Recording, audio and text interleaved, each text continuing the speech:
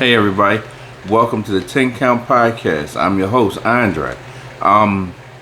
This is going to be your Backlash review show, which, before I get into it, the matches themselves, I do want to say that it looks like we're actually are in a new era, where it looks like WWE is trying to move away from all the typical nonsense that we've expected from them over the years, where you got a big star going into a title match and you're expecting that big star to win, which they usually do.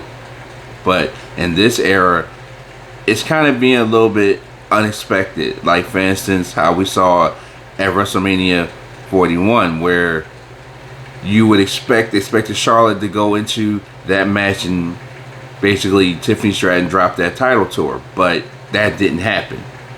That didn't happen at all. That was kind of a switch around because Charlotte Flair put Tiffany Stratton over, which to me, that shows that WWE is trying to take a new direction.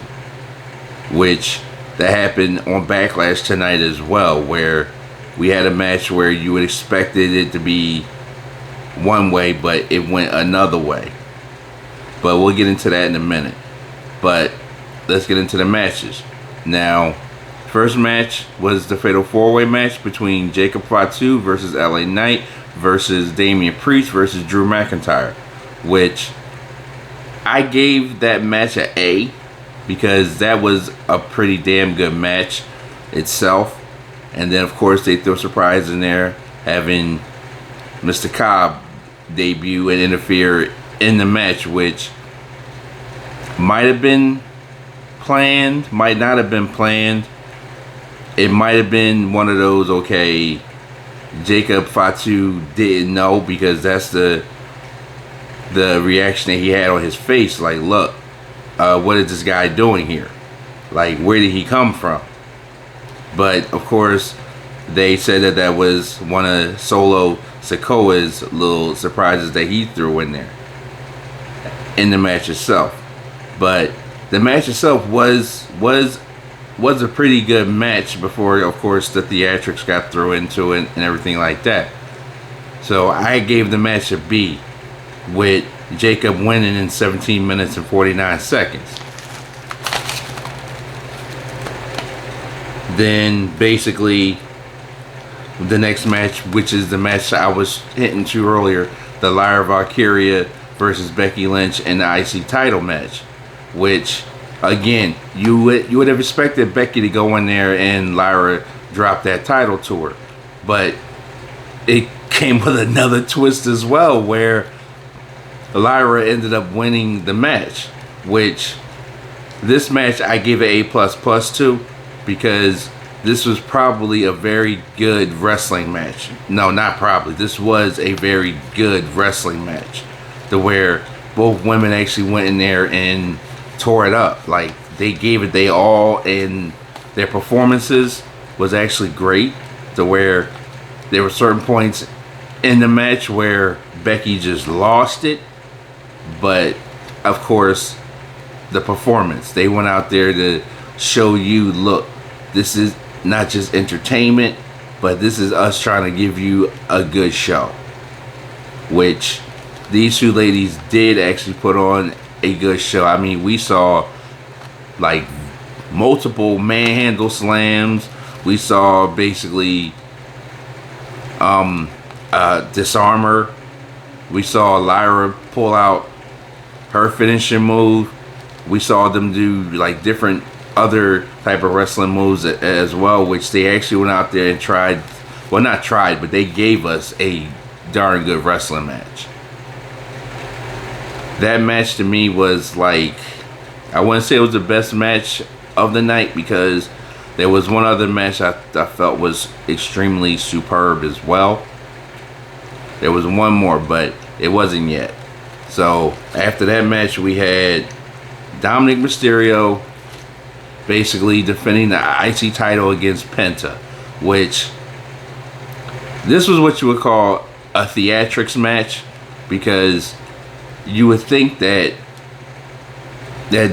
basically Dom well, you knew that Dom was not going to drop that title to Penta, which, to be quite honest with you, is kind of disappointing to me, because you bring Penta in, you build him up to be this big star, you put him in the mid card, you have him in a couple IC title matches, but yet you don't pay off with it, which I kind of think that maybe what they're probably going to do is they're probably going to drag this out for a while, and then you eventually end up putting the IC title on Penta.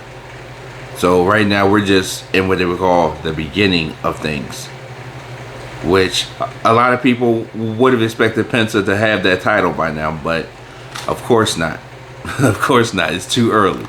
It's too early to actually put that belt on him, which WWE probably really don't have any. They have plans, but not any real firm plans to put the title on him just yet, because they want to try to drag out this whole Penta versus the Judgment Day thing, which to me is a pretty good storyline. I pretty much like it because it's showing Penta's skills and it's actually throwing him in the mix of things, which is a good thing, especially for a star of Penta's caliber. But the match itself, the way it went, of course, it was a Lucha Libre exhibition, but at the same time, you knew that the Judgment Day was going to get involved in that match. You knew that. So until they come up with something like, say, something definitive, they're going to drag this Penta Judgment Day storyline out, which I'm highly expecting on Monday to see some type of Judgment Day Penta interaction. I'm definitely expecting that one, because I mean, it's still early in the storyline part of it. Now the next match, to me, this was kind of a squash match, really. Of course, it did have some heart going into it. The Gunther Pat McAfee match. Now, don't get me wrong, the way that they did that match, Gunther really put on a performance. Of course, he had to make it seem like he was being Mr. Overpowering and that Pat McAfee wasn't really in his league. Of course, he had to do that, but at the same time, Pat McAfee did go out there and give a great performance. I mean, for him to actually get in there and actually wrestle Gunther, pull out wrestling moves, for the match to take the time that it took, that was like, yeah. But the one thing also was the fact that, which I kind of expected this part of it, Michael Cole actually did get involved in the match itself, where he actually ended up in the ring about to get basically powerbombed by Gunther, and of course Pat McAfee broke that up. But then there was a pin attempt where Michael Cole actually did grip Gunther's legs and try to help Pat win the match, which of course you're going to expect that. They're friends. They're friends, and basically on commentary the whole match, Michael Cole was sitting there telling Gunther, look, in this, you made your point, in this. But the one thing that shocked me at the end of the match was Gunther showing that bit of respect to Pat McAfee, which, if you ask me, that's all Pat McAfee really wanted, was to earn Gunther's respect, which in that match he did.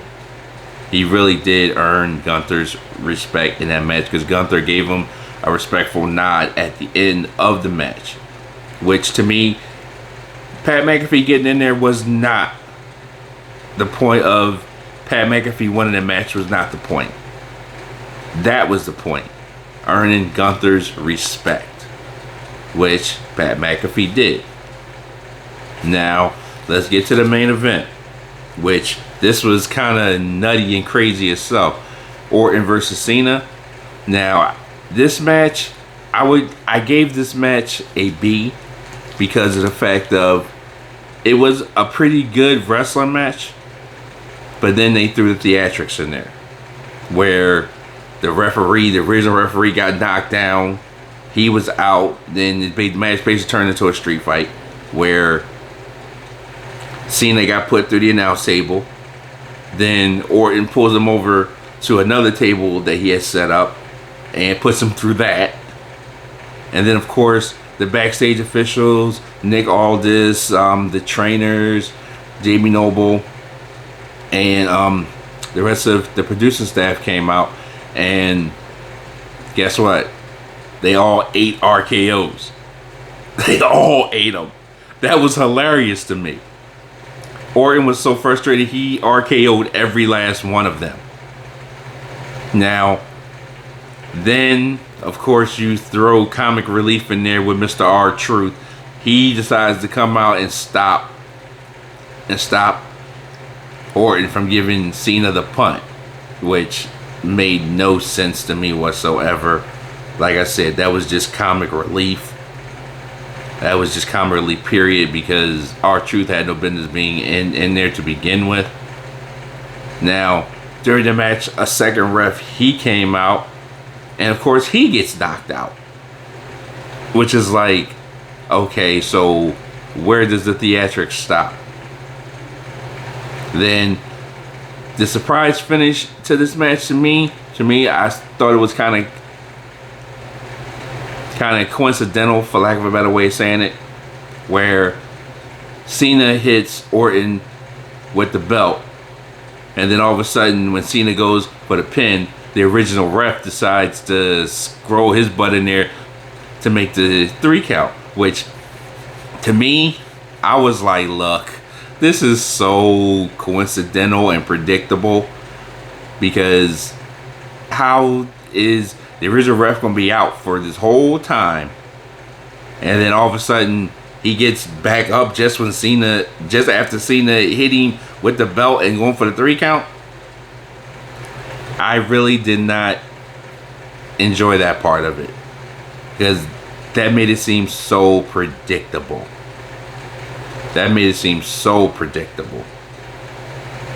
Now, what I'm gonna do next is I'm gonna give you the times of the matches and the grades for the matches, because I did grade them. A lot of them, well, a couple of them did get favorable grades, but just for the matches themselves, they were okay. So, the Fatal 4-Way match. That match took 17 minutes and 54 seconds. I gave it an A, because it was a pretty good match. It was a pretty good Fatal 4-Way match. Now, the Lyra Becky match, that match took 18 minutes and 43 seconds, which I gave that match an A++.